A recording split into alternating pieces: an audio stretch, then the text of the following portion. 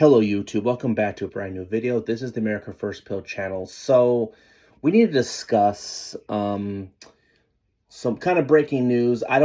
There's been some credible sources saying Trump finally came with an agreement to end the deal, to come up with a deal to end this conflict with Iran.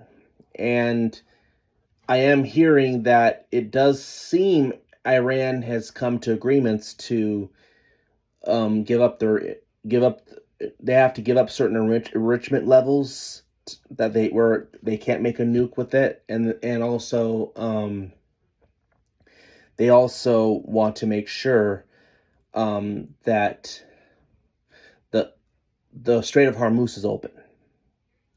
And it seems Trump might have gotten them to do that. Now, I'm also hearing too that the deal may fall through, that I don't know. So I'm not going to believe any more about deals happening until they happen, because we constantly get teased there is, and then there's no deal. So I don't know. The only thing I heard is that there's not going to be a signing today, and it might take several days. So I don't know. It sounds like they're not actually done negotiating yet. So I don't know.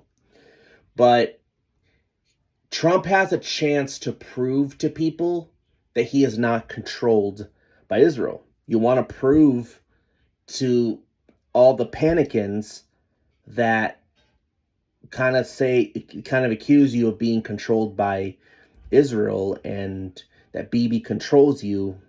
Well, end this conflict. Take the deal that you say you want, that has what your interest, that you felt it was necessary for, and take it. Because the longer this goes on, the harder it will be to make a deal. The worse you look, the worse it will be for the United States. And it just, I don't know. It just, and it's going to keep allowing these people to say that you're being controlled. Because why is it that every time it seems Trump has finally maybe come with a deal, there seems to be some sabotage? Israel does something, like they bomb something, or, you hear in the background that Bibi's having a big temper tantrum, or Mark Levin's, going unhinged for making a deal. Here's the problem. I think Trump wants what he promised. He wants them to not be able to have the uranium where they could make a nuke.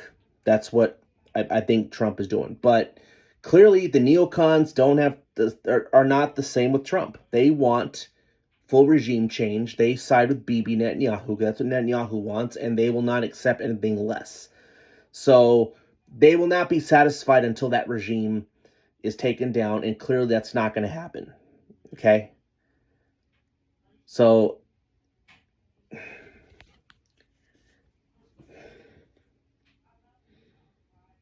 to force a full regime change, you'd have to somehow invade Iran, and even then that's not guaranteed. And Iran's not easy to invade. I mean, it's almost impossible to invade.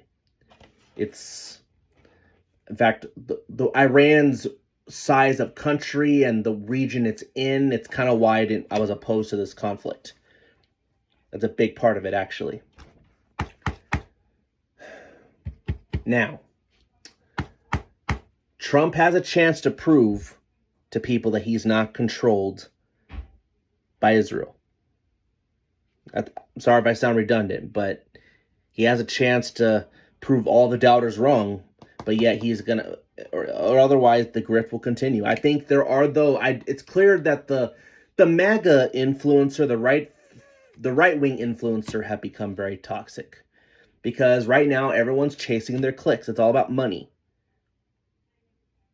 The MAGA loyalists, those who just, I don't want to say the word worship, but they'll defend Trump no matter what he does. The influencer crowd I'm talking about. And then you have those who pose as here's the thing, MAGA split between America First and MAGA. It's no longer just MAGA, but MAGA is split. America First is old MAGA, meaning they want the more isolationist, more focused on domestic issues and less foreign policy, while MAGA seems to be, they have good policies, but they tend to back more intervention. I wouldn't say they're neocon. I think they're a little bit more technocratic, unfortunately, which is more to the AI stuff, which has its own problems itself. But that seems to be what's happening right now. But the America First crowd, a lot of them aren't even American. The only one that I listen to is Tucker, because he's the one that's proven to be an American. All these influencers on X you see, they're all paid. And they're not even, there's a good chance a lot of them are even from here. And let's be honest, the people profit off Trump negativity. If Trump succeeds, the grift ends and they lose money. So the reality that they want this war to end, no, they want clicks. They want Trump to fail. I've been frustrated, but there's the difference between me and them. I don't wish Trump to fail. They do. And the reality is they don't give a crap about America. Neither side. It's not America. It's about money. It's about clicks. So I just don't know. It's Trump ain't gonna impress the online crowd. That's the way it works, which he shouldn't be trying to. He needs to do what's best, but Trump cannot get greedy with this deal. Okay, it's not Obama a deal. It's a good deal. Obama isn't trying to arm them. He's trying to take what makes them a threat away, where they're not considered necessarily a threat to us in the Gulf region. So, if Trump wants to save his legacy, Trump needs to make a deal. Take the deal that has what you want in it. Show the people that you are not controlled. Show Tucker Carlson that you're not controlled. But show him that he was wrong on that. Show everyone that's doubting you that you're wrong. There's a lot of times you end up that Trump ends up being doubted and he ends up being proven right. But, maybe he can again. But it will only be if he makes a deal and he sticks it to the people that are using him and trying to destroy his legacy. Mark Levin, he hates Trump. Remember, he was not. Everyone says Megyn Kelly and Tucker. Well, let's face it, they like the agenda of MAGA, though. They may not, even if they aren't for Trump anymore, or even if they weren't for Trump initially, they believe the message of MAGA. Mark Levin's not MAGA. He's a neocon, warmonger, that, he's Jewish, so he's loyal to Israel. He has more loyalty to Israel than the United States. Sorry. And he wants Trump to destroy his legacy just to commit regime change, because he wants regime change. The neocon establishment wants regime change. Trump, I don't think, does, but they do. And I think there's effort to blackmail him, or something's going on. We don't know what's happening behind the scenes, but Trump cannot get greedy, and he needs to stand up and show people, you don't control me. And let's be honest, even if Trump were to get impeached, everyone thinks that I hear some crazy, insane stories.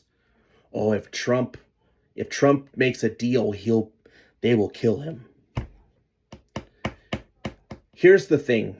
We have to pray for the president's safety, because, the deep state, you can't put it past the deep state to try to harm Trump if he doesn't do. They've done that to presidents before, whether they framed them or they outright took them out if they didn't comply with what they wanted. But if Trump wants to save his legacy, that whatever it is, whether it's impeachment, so that's the most goal, it's worth it. Because at least your legacy can be, in 20 years from now, is that you stood up to the neocon establishment, the Democratic establishment, and you stood up to Israel. You even told Bibi, no, you don't control me just because I pro-Israel. So that needs to be the legacy if Trump wants to say that, if he wants to, prove any of the doubters wrong.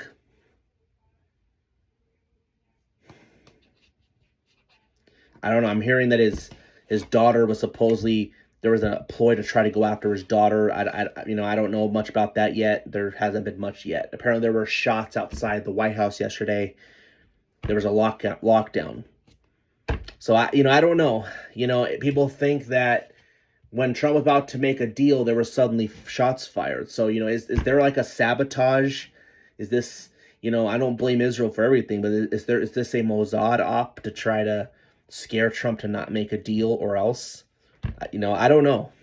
I just it's kind of funny. People say don't blame Israel for everything. Well, I agree. We should not. You lose credibility when you do that. But why do we blame Iran for everything, too? As if they cause everything as well. It's both ways. There's no evidence that it was Iran either. I mean, Washington, D.C. is still very dangerous of a city, so, perhaps it could have been something that doesn't relate. But I don't know. It's you have to wonder sometimes, people. You have to wonder. So, I don't know. But to me, Trump's legacy needs to be now, because I don't know if what this could do could cost him midterms or not. But if he wants to save any legacy he has left, stand up to the neocon establishment. You stood up to the Dems, now do it to the neocons. And, same with Bibi. I just want a president that says, no, we're ending this.